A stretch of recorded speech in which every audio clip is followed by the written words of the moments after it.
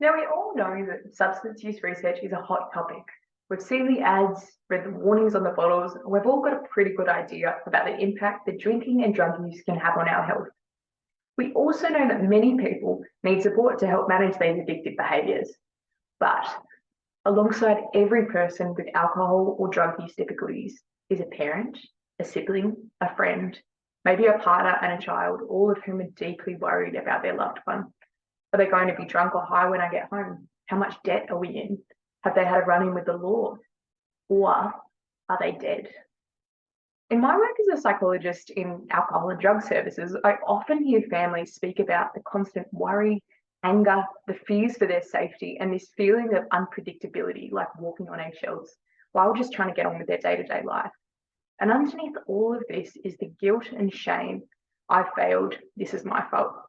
So while we need to continue improving services for people who use drugs, it's become really clear to me that families experience significant and enduring harms to their mental and physical well-being, and they've largely been neglected from services and support.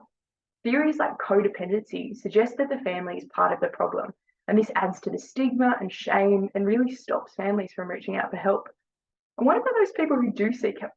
So I conducted a systematic review looking at the effectiveness of treatments for families independent of the person that uses drugs or alcohol. And the good news is that treatments seem to work. I found reductions in depression and distress and increases in coping skills among families after participation in either a group or a one-on-one treatment program. However, the research conducted to date is very limited.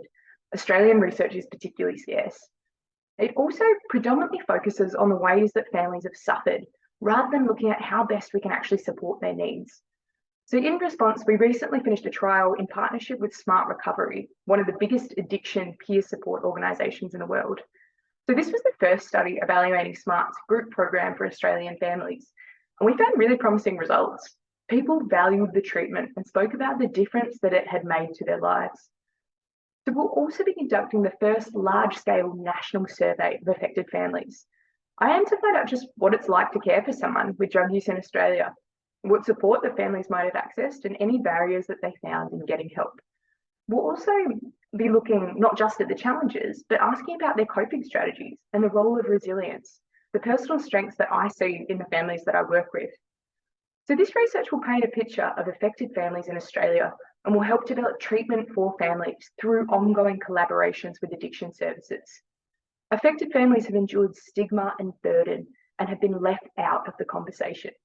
It's about time they were listened to, respected, and supported as a population in their own right.